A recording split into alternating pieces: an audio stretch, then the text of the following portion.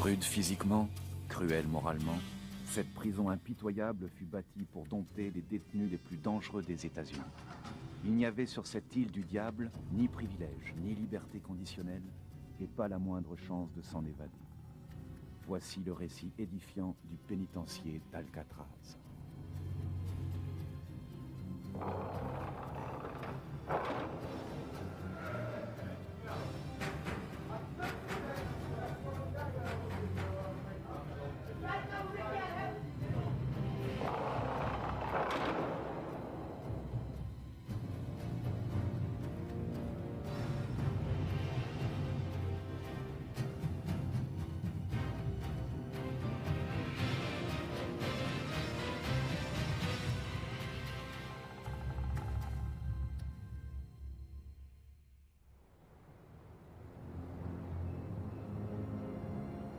Nous sommes au pénitencier d'Alcatraz, alias Le Rocher.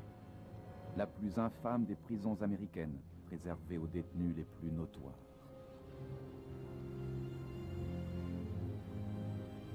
Tandis qu'au début des années 1930, une vague de meurtres s'abat sur le pays, on décide de transformer cette ancienne prison militaire pour y enfermer les grands caïds de la pègre comme Al Capone et Machine Gun Kelly. Le but avoué est alors de coffrer ensemble toutes les brebis galeuses et clouer solidement le couvercle. En d'autres termes, on veut isoler du système carcéral classique ces criminels invétérés et les jeter dans un trou dont nul ne s'échappe en leur sapant le moral. Le principe n'était pas de nous soumettre à des violences physiques, mais mentales. Nous étions là pour qu'on nous brise mentalement. Alcatraz n'avait pas pour vocation de nous réinsérer socialement. C'était au contraire une prison punitive au sens strict. On ne nous y avait pas envoyés pour les crimes commis dans le cadre de la société, mais pour les crimes commis dans d'autres pénitenciers. Les gars qui arrivaient à Alcatraz étaient des durs à cuire qu'on n'avait pas réussi à mater.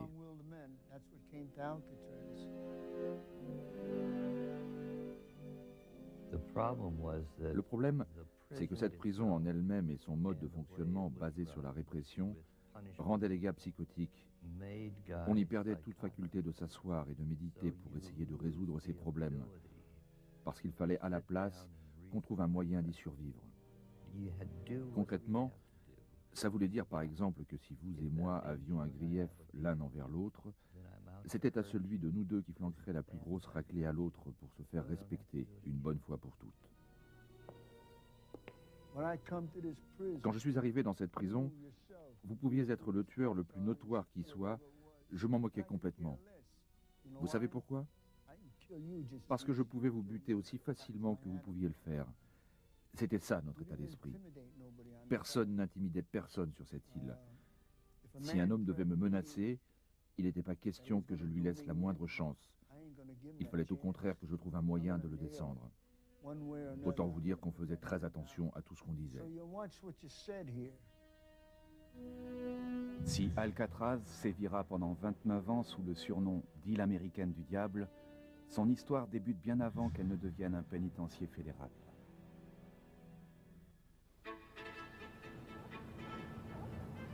Lorsqu'au XVIIIe siècle, l'explorateur espagnol Juan Manuel de Ayala découvre la baie de San Francisco, il doit ajouter sur sa carte cet îlot aride peuplé de milliers de pélicans. Ainsi le nomme-t-il Isla de los Alcatres, l'île des pélicans. Les premiers colons de San Francisco ne prêtent que peu d'intérêt à ce caillou recouvert de fientes d'oiseaux qu'ils surnomment l'île Guano, évoquant le nom du précieux engrais.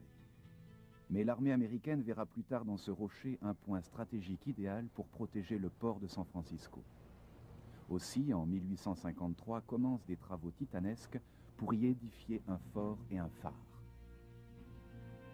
On élève des fortifications sur lesquelles seront installés des canons pesant jusqu'à 7 tonnes et demie. On fait courir sur plus de 500 mètres un mur d'enceinte de 6 mètres de haut. Le sommet arrondi du rocher est aplani afin d'accueillir les bâtiments d'une caserne appelée la Citadelle. Fin 1859, le poste militaire de l'île d'Alcatraz entre en service. Dans les années 1860, Alcatraz était le nec plus ultra des forteresses militaires. Quand la guerre civile américaine s'est terminée, Alcatraz pouvait se targuer d'avoir à son sommet 129 canons. C'était plus que l'armement combiné des deux plus grands forts de la côte Est. 5 de ces canons pouvaient projeter à 5 km des boulets de 40 cm de diamètre, pesant chacun 200 kg.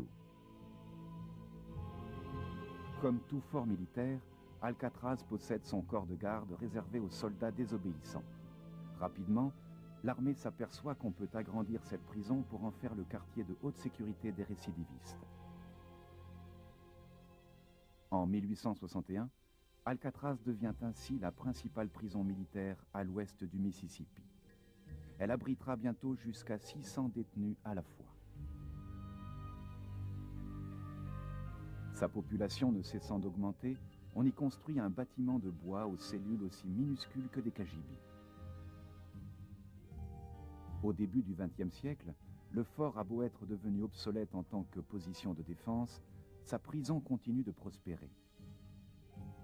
Si 1907 voit la fermeture officielle de Fort Alcatraz, on y construit des bâtiments ultramodernes pour l'époque qui évolueront vers le pénitencier fédéral d'Alcatraz. Connu à l'époque comme la plus grande structure de béton armé au monde, le bâtiment pénitentiaire abrite 3 blocs carcéraux de 3 niveaux de cellules chacun. Il est destiné à accueillir 600 prisonniers, un par cellule. Chaque cellule dispose d'eau courante, d'un WC et d'un système de ventilation mécanique. À l'extérieur, un escalier de fer en colimaçon accède aux 3 niveaux.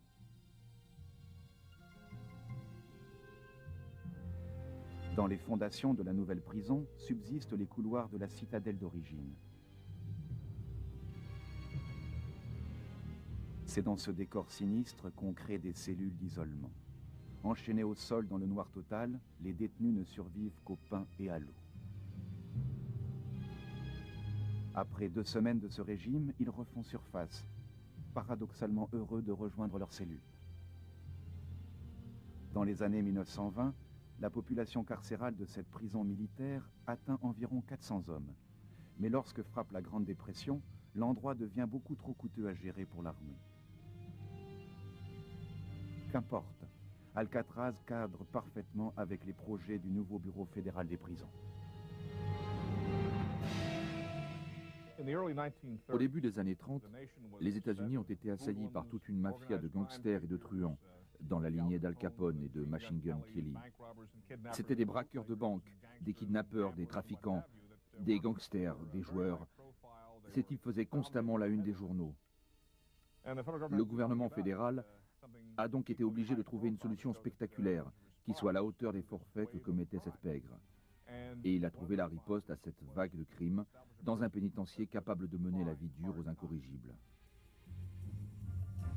Le directeur du Bureau fédéral des prisons, Sanford Bates, et son assistant, James Bennett, espèrent qu'en regroupant dans un même établissement les plus grands criminels, fauteurs de troubles et candidats à l'évasion, tout le système carcéral gagnera en sérénité. En 1933, le ministère de la Justice s'approprie l'ancienne prison militaire. D'importants travaux débutent pour faire d'Alcatraz un lieu de très haute sécurité. On remplace les barreaux plats des cellules qui étaient en acier doux par des barreaux renforcés à l'épreuve des outils. Aux extrémités du bâtiment, on construit des postes de guet servant à la fois de remise d'armes. On installe des détecteurs de métaux, tandis qu'à l'extérieur, on dresse 6 miradors, un grillage et des haies de fil de fer barbelés. En tout, pas moins de 336 cellules sont remises à neuf. Le 1er juillet 1934, on déclare ouvert le pénitencier d'Alcatraz. Les premiers détenus sont les 32 prisonniers les plus coriaces de la prison militaire. Le 11 août 1934, ils sont rejoints par 14 détenus provenant du pénitencier fédéral de l'île McNeil. Une semaine plus tard, un train blindé quitte le pénitencier fédéral d'Atlanta avec à son bord 53 criminels récidivistes, parmi lesquels Al Capone. Pour s'assurer une sécurité absolue, à peine arrivé à San Francisco, ce train embarquera directement sur une barge. Enfin, Un dernier convoi de prisonniers arrivera de Leavenworth. Parmi les 102 hommes se trouve Machine Gun Kelly ou Kelly la mitrailleuse. Commence alors l'audacieuse expérience. Toute l'Amérique attend de voir si Alcatraz réussira à maîtriser 200 prisonniers parmi les plus dangereux qui soient.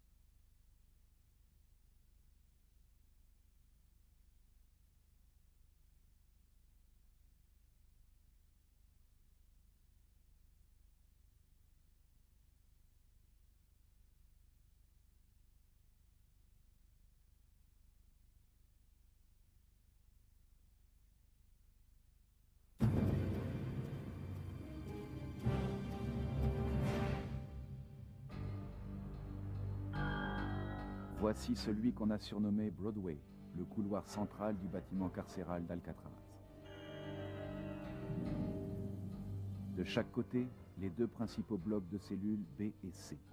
Chacun se compose de 3 niveaux de cellules d'1,50 m par 2,70 m. Quant au bloc A, qui ne fut pas rénové après le départ de l'armée, le pénitencier fédéral ne l'a utilisé que rarement. Le bloc D devient le bloc de l'isolement cellulaire. Warden James Johnston applique à la lettre les règles draconiennes fixées par le Bureau des prisons. Comme on l'avait espéré, l'écho des pénibles conditions de détention dans ce nouveau pénitencier se propage bientôt à travers le système carcéral américain.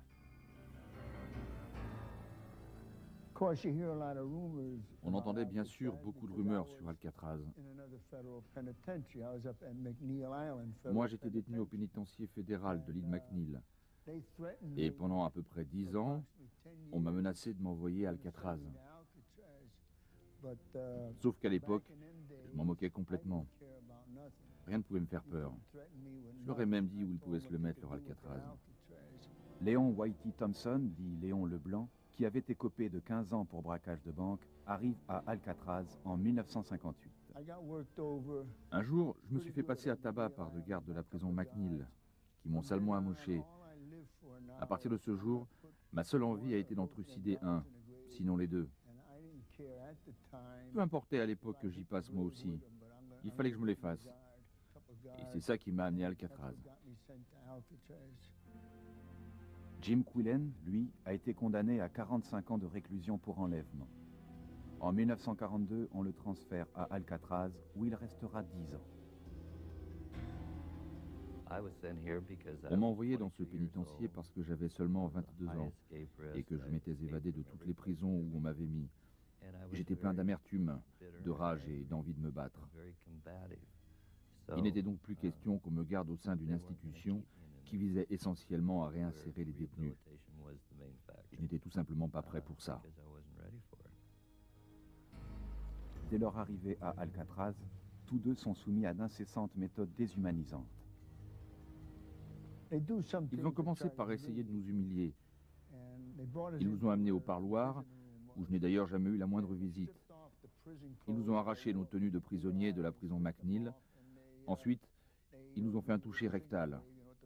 Vous savez ce que c'est qu'un toucher rectal, j'imagine. Sauf que là, c'était plutôt fait pour nous humilier. Nous n'avions eu aucun contact avec l'extérieur pendant notre trajet depuis le pénitencier fédéral de l'île McNeil.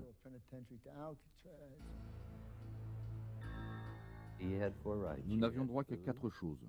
Manger, porter des vêtements, dormir à l'abri et être soigné si besoin.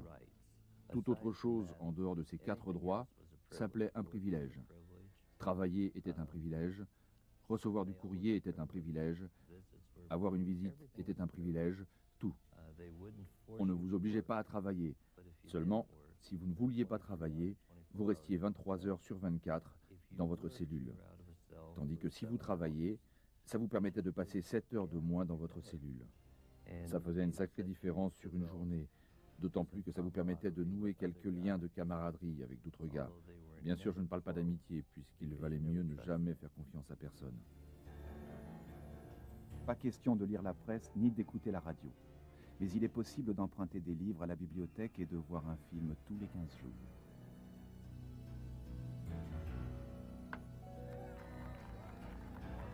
Quant aux loisirs en plein air, ils ne sont autorisés que 2 heures tous les week-ends.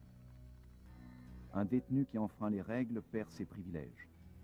S'il commet un délit plus grave, on l'enferme 24 heures sur 24 dans une cellule du quartier d'isolement. Et pour des infractions plus graves encore, on le place en isolement total, autrement dit, au mitard. Jusqu'en 1939, Warden Johnston utilise à cet effet les cachots de l'ancienne prison militaire. Mais 6 cellules spéciales finissent par être construites dans le bloc D. On les appelle bientôt le trou. Chaque fois que j'entrais au trou, c'était pour y rester 19 jours d'affilée. 19 jours sans me laver les dents, sans prendre une douche, ni changer de vêtements. La politique du bureau des prisons voulait qu'on ait droit à la lumière du jour. Mais c'était faux. On restait plongé dans le noir total.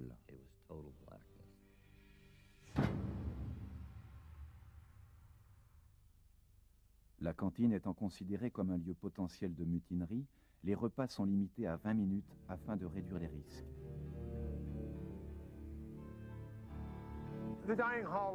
Les règles étaient aussi strictes à la cantine que partout ailleurs dans Alcatraz. Les gars avançaient en double file jusqu'au comptoir de service et allaient ensuite s'asseoir avec leur repas. Il fallait qu'ils mangent tout. S'ils ne mangeaient pas tout ce qu'ils avaient dans leurs assiettes, ils étaient carrément privés de repas suivants. Les couverts devaient être obligatoirement reposés sur la table. Si j'étais de cantine, j'avais pour responsabilité de surveiller 2 ou 3 tables en même temps. Je vérifiais que tous les couverts soient laissés sur les tables en fin de repas. Si je m'apercevais qu'il en manquait un, j'arrêtais la file et on fouillait tous les détenus. Pour parer à toute éventualité, on a installé des diffuseurs de gaz lacrymogène au plafond. On avait surnommé la cantine la chambre à gaz. Un jour, il y a eu un soulèvement parmi les prisonniers. Les gardiens ont reçu l'ordre d'appuyer sur le bouton pour lâcher le gaz lacrymo. Mais en vérité, ils ne l'ont pas fait. Et vous savez pourquoi? Parce que s'ils s'étaient avisés d'appuyer sur ce bouton, tous les gardiens qui se trouvaient dans cette cantine seraient morts. Ils savaient qu'à partir du moment où ils pressaient ce bouton, on leur faisait la peau en 1 minute. Les détenus n'ont en principe pas le droit de se parler. Mais cette règle, tout bonnement inapplicable, est rapidement abandonnée.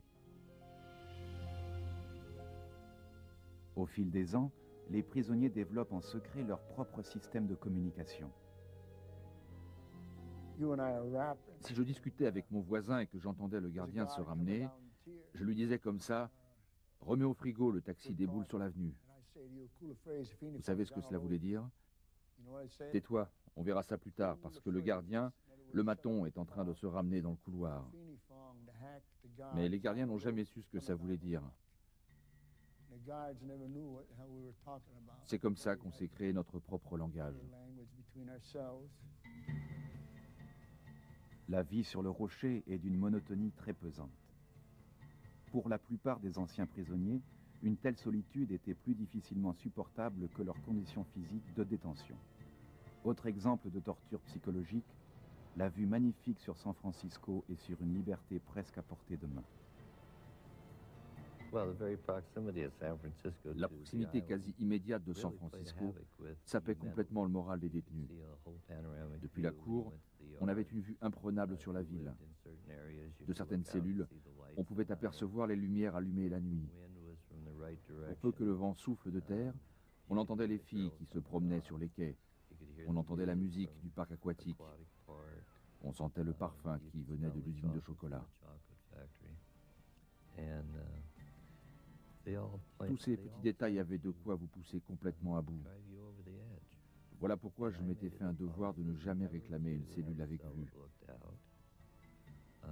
Je me suis toujours refusé à regarder dans cette direction et je ne me suis jamais assis sur les marches pour contempler la ville parce que je savais que je ne tiendrais pas le coup. Les détenus réagissent différemment à ces conditions très rudes. Si les uns courbent l'échine, d'autres se rebellent. Et tandis que certains perdent la raison, d'autres n'ont plus qu'une idée en tête, s'évader.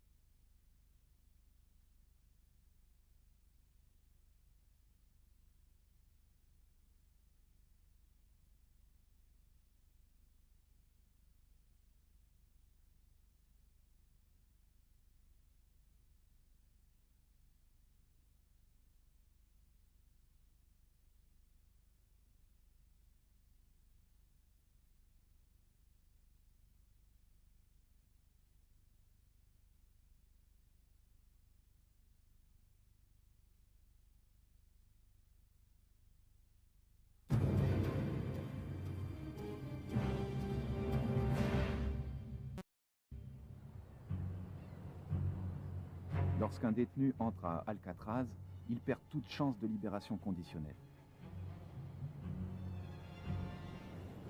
Mais s'il prouve que son séjour a fait de lui un prisonnier modèle, son éventuel transfert vers un autre centre lui offrira à nouveau cette possibilité.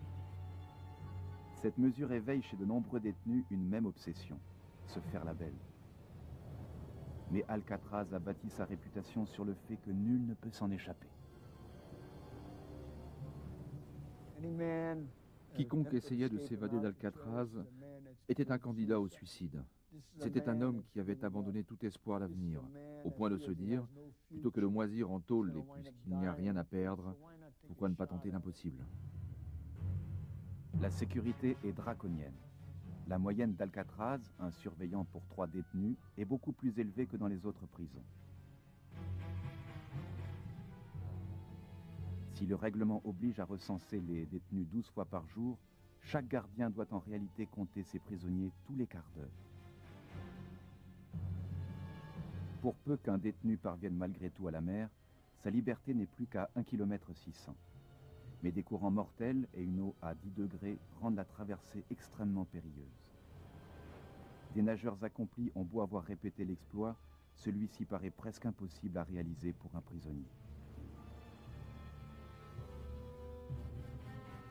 En 29 ans de service, Alcatraz connaîtra 14 tentatives d'évasion impliquant 36 détenus. Près d'un tiers mourront pendant leur tentative ou seront exécutés en chambre à gaz. Joe Bowers commet la première tentative le 27 avril 1936. La première tentative ressemblait davantage à une tentative de suicide. Joe Bowers, que beaucoup de prisonniers considéraient comme un peu fou, a essayé d'escalader une clôture sous les yeux du gardien d'un mirador, qui a bien entendu lancé des sommations. Mais Bowers a continué. On lui a lancé d'autres sommations, mais il a poursuivi le long de la clôture. Et ils n'ont pas eu d'autre choix que de lui tirer dessus. Et il est tombé de l'autre côté. Jim Quillen a lui aussi essayé de s'évader. J'ai passé mes 7 premières années à me demander comment sortir de là. Je voulais rentrer chez moi. Et l'idée de traverser la baie à la nage ne me faisait pas peur. J'étais bon nageur, je n'avais que 25 ans, et j'étais persuadé que je pouvais faire la traversée. Je reste persuadé que j'aurais pu le faire. Il compte s'enfuir par un conduit passant sous la cuisine. Ça faisait moins d'un mètre de côté. On ne pouvait même pas se retourner. Tous les tuyaux de vapeur brûlante provenant de la centrale électrique passaient par ce tunnel. Il y faisait quelque chose comme 60 à 70 degrés. On pensait pouvoir rejoindre la centrale et de là descendre jusqu'à la mer. Seulement, ils avaient été plus malins que nous. Ils avaient coulé un mur d'1,50 m d'épaisseur entre le tunnel et la centrale. Pris sur le fait, Quillen passera 19 jours au trou, puis 1 an au bloc D. La tentative d'évasion la plus sanglante fera la une des journaux. En mai 1946, 6 détenus prennent 9 gardiens en otage dans le bâtiment principal. Ce violent épisode, qui fera 7 morts, restera dans les mémoires comme la bataille d'Alcatraz. À l'origine de cette malheureuse initiative, Bernard Coy, un braqueur de banque du Kentucky, obsédé par l'idée de s'évader. Il pense que les barreaux de la réserve d'armes gardée par un surveillant sont plus fragiles qu'ailleurs.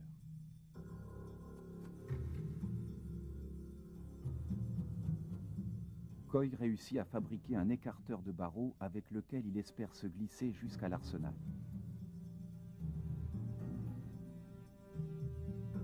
Son travail de planton, assurant la liaison d'un service à l'autre, lui permet d'observer et de mémoriser les habitudes des surveillants, en particulier les allées et venues de l'officier Ernest Lagerson. Mon père était l'officier en charge de la surveillance. Coy avait choisi de se faire la belle quand mon père irait déjeuner, parce qu'à ce moment précis, il n'y avait plus qu'un seul fonctionnaire de garde au rez-de-chaussée du bâtiment. Le 2 mai, vers 13h40, Coy passe à l'action. Avec Marvin Hubbard, il maîtrise le seul garde en faction et libère de leur cellule 4 autres complices. Puis, Coy escalade le grillage jusqu'à la réserve d'armes, en écarte les barreaux et s'y glisse. Il surprend le surveillant en poste et le désarme, avant de s'emparer d'un fusil et de toutes les clés qu'il trouve. Malheureusement pour lui et ses amis, la seule et unique clé ouvrant la porte du bâtiment ne fait pas partie du trousseau. Les évadés ont beau essayer chaque clé, rien n'y fait. Les verrous avaient été conçus de sorte que si on y insérait une mauvaise clé, ils se bloquaient. À force d'y insérer des clés qui n'étaient pas les bonnes, ils ont fini par détruire le verrou et par perdre tout espoir d'ouvrir cette porte. Pendant ce temps, l'ancien ennemi public numéro 5, Joey Kretzer, et les autres évadés prennent en otage les gardiens alertés par le tapage. L'officier Lagerson et 8 de ses hommes sont enfermés dans les 2 dernières cellules du bloc C. Des heures durant, échangeant coups de feu et lançant du gaz lacrymogène aux fugitifs, les autres gardiens luttent en vain pour libérer leurs collègues.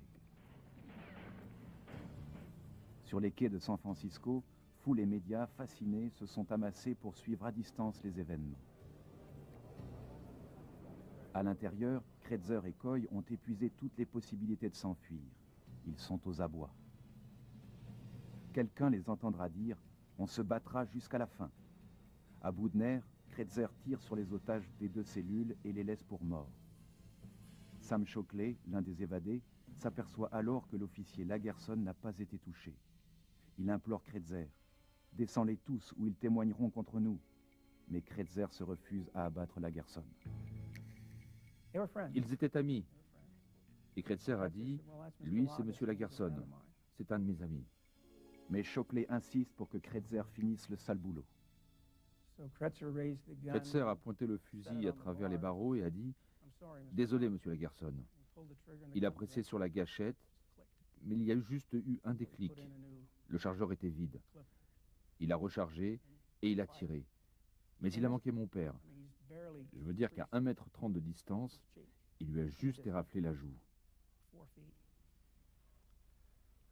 Je ne sais pas si c'était voulu. Affalé dans la cellule, Lagerson joue aux morts jusqu'à ce que les sauveteurs investissent le bâtiment 8 heures plus tard. 2 jours durant, la bataille d'Alcatraz fait rage. Les Marines finissent par lancer de puissantes grenades offensives à l'intérieur du bâtiment. Si 3 des évadés rejoignent leur cellule, Coy, Kretzer et Hubbard se retranchent dans un couloir de service d'où ils livrent leur ultime combat. Ils y finiront tous les 3 criblés de balles pendant l'assaut. En tout, 2 gardiens ont été tués et 14 blessés. Sur les 3 fugitifs survivants, 2 seront exécutés dans la chambre à gaz.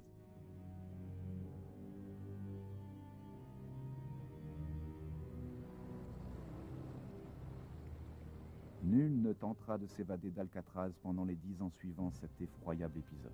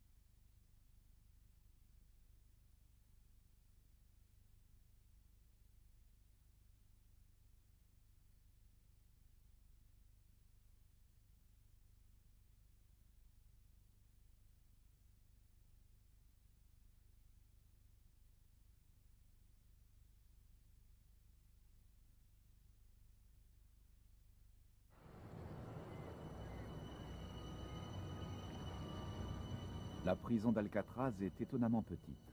On y dénombre en moyenne 260 détenus, alors que les plus gros pénitenciers américains en comptent plus de 1500.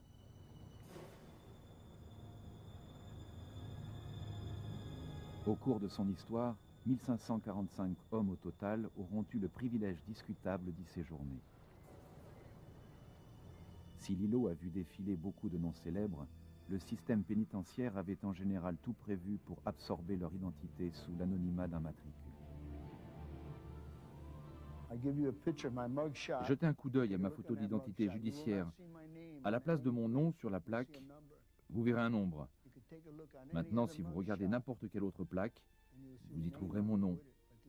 Alcatraz est la seule prison que j'ai connue où on m'est simplement appelé par un numéro. Le numéro 85 n'est autre que le légendaire parrain de la prohibition, Al Capone. S'il gérait ses affaires depuis les autres prisons où il était détenu, il redevient à Alcatraz un prisonnier de droit commun. En arrivant à Alcatraz, il a apparemment essayé de se mettre le directeur dans la poche.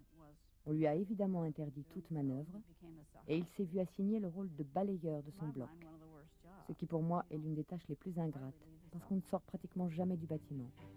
À son arrivée en 1934, Capone est déjà mentalement atteint par sa syphilis grimpante. En 1939, les ravages sont tels qu'on préfère le libérer sur parole. Le numéro 117 est George Machine Gun Kelly. Il a fait partie du premier convoi de prisonniers provenant de Leavenworth. Issu d'une famille aisée de Memphis, il a suivi des études supérieures. Pendant la prohibition des années 20, il passe de contrebandier d'alcool à braqueur de banque afin d'impressionner sa petite amie et future femme, Kate Shannon. En 1933, le couple est reconnu coupable de l'enlèvement contre rançon du milliardaire Charles Herschel. Sa détention à Alcatraz va métamorphoser George Kelly. Kelly a sûrement été le meilleur détenu qu'on ait eu à Alcatraz. Il donnait plus l'impression d'être un directeur de banque qu'un braqueur. Sa façon d'agir, de parler, de s'habiller aussi. Comme il travaillait à la lingerie du pénitencier, il en profitait pour repasser impeccablement ses vêtements. C'était un gars charmant, très sympathique. Je sais que c'est bizarre de dire ça vu sa réputation de bandit redoutable, mais pour moi, il restera l'un de nos meilleurs détenus. En ce qui me concerne, j'ai toujours trouvé que c'était un type adorable. Si vous recherchiez sa femme, Catherine, vous vous apercevriez quelle était la force motrice qui poussait Kelly à faire toutes les bêtises qu'il a faites. Apparemment, c'était une fille superbe. Kelly en était follement amoureux. Elle voulait qu'il braque telle ou telle banque pour qu'il lui paie tous ses caprices. Et il a été assez bête pour le faire. Le matricule 325 est Alvin Creepy Curpis, alias l'homme qui flanque la chair de poule. Pour avoir tué un policier et enlevé William Humm, le milliardaire des brasseries américaines, cet ennemi public numéro 1 passera 26 ans à Alcatraz, soit la plus longue peine purgée sur le rocher. Mais contrairement à Machine Gun Kelly, le personnel pénitentiaire comme ses co-détenus le déteste. Curpis donnait effectivement la chair de poule. J'ai travaillé avec lui à la boulangerie pendant à peu près 3 ans. Il m'est arrivé d'avoir des problèmes avec lui. On lui aurait mis un revolver entre les mains. Cet homme pouvait devenir extrêmement dangereux. Mais en tant qu'individu, d'homme à homme, il n'était pas dangereux. Le matricule 594, Robert Stroud, alias Birdman, l'homme-oiseau d'Alcatraz, est lui aussi célèbre. Son histoire baigne dans la légende. Il n'a en effet jamais eu d'oiseau à Alcatraz. Le pénitencier de Leavenworth l'a bien vu élever des volatiles, faire de la recherche et écrire des livres.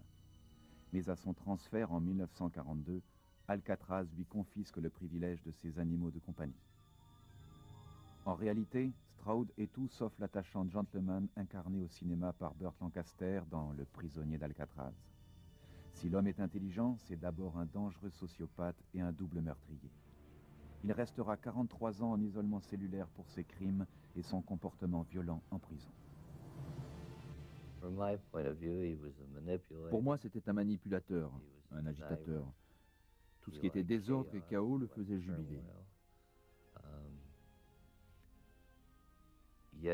En même temps, physiquement, c'était un lâche, pour ce que j'ai pu en voir. Stroud, provoquant en permanence émeutes et bagarres, ont fini par le transférer dans une cellule spécialement créée pour lui dans l'hôpital de la prison. Tenu complètement à l'écart des autres prisonniers, il y passera ses 11 dernières années de détention. Morton Sobel est l'un des rares hommes condamnés directement à Alcatraz. En 1951, jugé pour espionnage avec les Rosenberg, il s'en tire avec 30 ans alors que ces derniers finissent sur la chaise électrique pour avoir vendu aux Russes des secrets de fabrication de la bombe atomique. Si je suis là aujourd'hui et que je réponds à votre interview, c'est simplement parce qu'au procès, le gouvernement ne m'a pas mêlé à cette affaire de bombe A. C'est ce qui fait que j'ai échappé à la peine de mort. Sobel a beau ne pas avoir le profil d'un gros dur, il développe des relations de camaraderie tout à fait uniques avec les autres détenus. L'accueil que j'ai reçu des autres hommes était plutôt très chaleureux, pour 2 raisons. D'abord, mon procès intéressait la raison d'État. Les prisonniers se doutaient par expérience à quel point le FBI avait fait pression sur moi, et ils savaient que j'avais réussi à y résister. Ensuite, on vous estimait aussi à la peine que vous aviez prise, et comme j'avais pris 30 ans, ça augmentait mon capital respect. Ces liens tissés entre co-détenus s'exprimeront de toute leur force envers Sobel le jour où les Rosenberg meurent sur la chaise électrique. Quand Jules et Ethel Rosenberg ont été exécutés, la première personne qui me l'a appris était un gardien. Et il ne me l'a pas appris comme un gardien parlant normalement à un détenu, mais comme une personne s'adressant à une autre personne.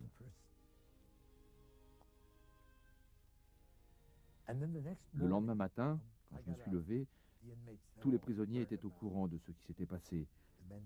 Les gars sont tous venus me voir pour me dire combien ils étaient désolés qu'on ait exécuté mes amis. Je me suis rendu compte à quel point leur tristesse et leur sollicitude leur venaient du fond du cœur. Dans leur solidarité, ces gens qui étaient censés être des criminels endurcis avaient perdu toute leur dureté. Pour moi, ils étaient devenus comme une personne tout à coup pleine d'empathie pour une autre personne. J'ai été profondément bouleversé de m'apercevoir combien eux-mêmes avaient été remués par cet événement.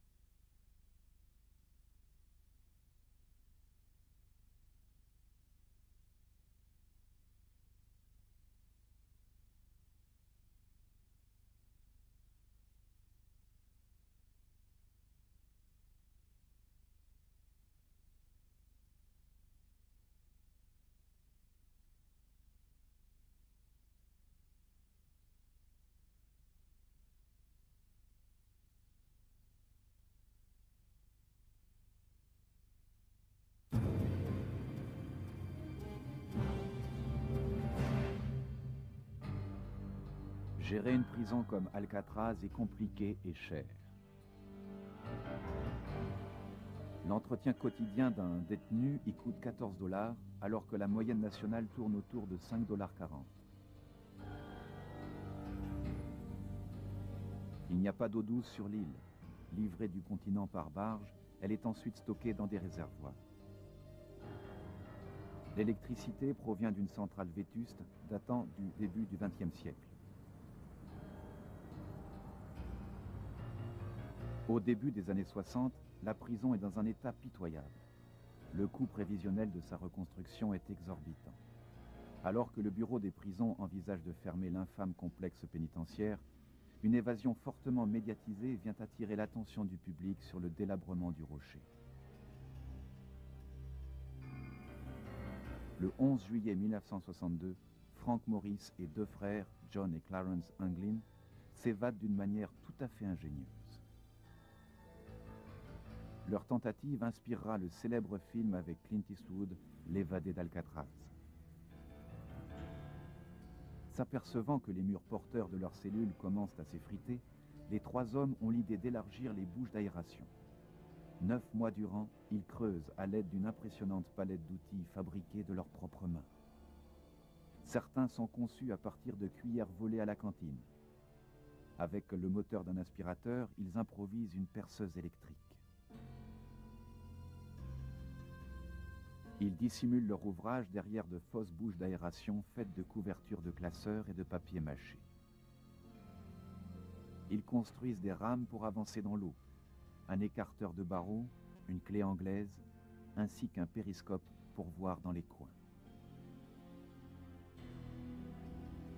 S'inspirant de l'article d'un magazine de mécanique, ils confectionnent des gilets de sauvetage à partir d'imperméables en caoutchouc. Pour la touche finale, ils modèlent de fausses têtes qu'ils placent sur leurs oreillers pour faire croire qu'ils dorment et tromper les gardiens. Chaque homme s'est construit une tête factice. Ce n'était pas du grand art en soi, mais dans la pénombre des cellules, la nuit, ça pouvait faire l'affaire. Ces têtes ont été modelées à partir d'un curieux mélange de savon, de morceaux de béton, de plâtre de Paris et de cheveux ramassés chez le coiffeur de la prison. Le 11 juin, vers 21 h, les trois fugitifs placent leur tête sur les oreillers et se glissent hors de leur cellule.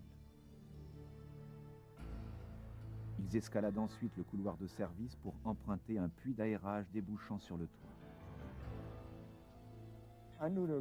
Je savais qu'ils étaient en train de s'évader parce qu'on les entendait remonter le tunnel derrière leur cellule. J'ai su qu'ils étaient arrivés sur le toit parce qu'à ce moment-là, des centaines de mouettes ont été dérangées et se sont mises à faire un boucan d'enfer. Là, je me suis dit, zut mon gars, ça y est, ils sont foutus. Mais en réalité, ça n'a alarmé personne. Ils ont réussi à redescendre du toit en s'accrochant à un tuyau d'évacuation. Ils se sont retrouvés face à l'entrée des douches. De là, ils ont traversé une première ligne de fils de fer barbelés, puis ils sont descendus dans l'eau, il leur a fallu passer un deuxième barrage de barbelés.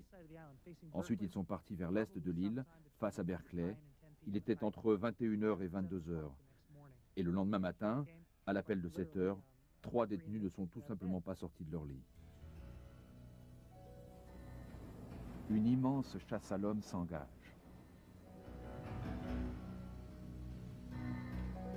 Plusieurs jours plus tard, la mer dépose sur le rivage des outils ainsi qu'un sac plastique contenant un mandat-poste au nom d'Anglin. Mais à ce jour, les fugitifs n'ont jamais été retrouvés. Si tous trois ont été déclarés disparus, présumés noyés, officiellement l'affaire reste ouverte. J'aimerais être assis ici et pouvoir vous dire que Maurice, Johnny et Clarence ont réussi. Mais je sais au fond de moi qu'ils n'y sont pas arrivés. Leurs squelettes sont probablement toujours quelque part dans cette baie. En 1963, le ministre de la Justice, Robert Kennedy, ordonne enfin la fermeture du pénitencier d'Alcatraz. Le dernier détenu quitte l'îlot le 21 mars de la même année.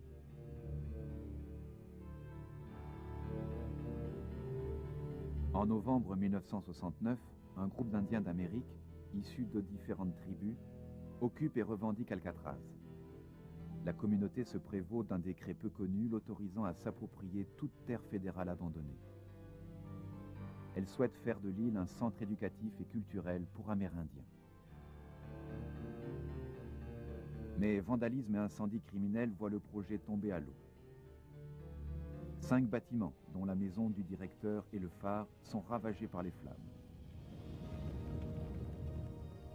Après 18 mois d'occupation, les derniers Indiens sont évacués de l'île par les officiers de la police fédérale. En 1972, Alcatraz entre dans le parc national de loisirs du détroit du Golden Gate. Aujourd'hui, le site attire plus d'1 million de visiteurs par an.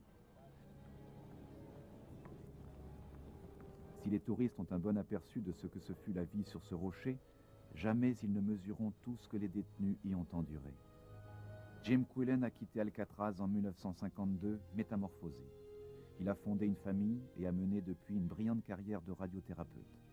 Mais le souvenir d'Alcatraz ne l'a jamais quitté. Je ne les aurais jamais laissé me remettre en prison.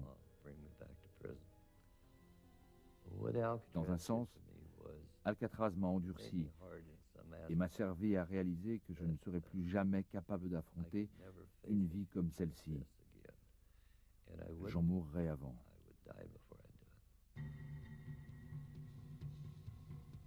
Whitey Thompson aura passé 24 ans en prison, plus de 5 à Alcatraz. Depuis sa libération, il a donné des conférences aux jeunes pour les mettre en garde sur l'horrible réalité des prisons. Si Thompson a reçu un pardon officiel pour ses crimes du passé, il l'a toujours refusé. Ma vie s'est arrêtée sur l'obsession que j'ai de tous ces employés de banque, de ces gens qui m'ont vu faire irruption et les malmener du bout de mon fusil à double canoncier. En quoi leur vie a-t-elle été réellement affectée toutes ces années plus tard?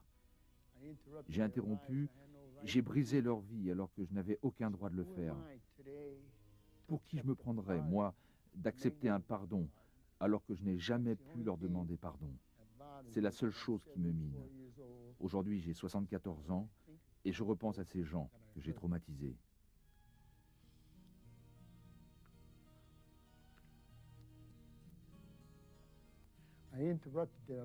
J'ai brisé leur vie.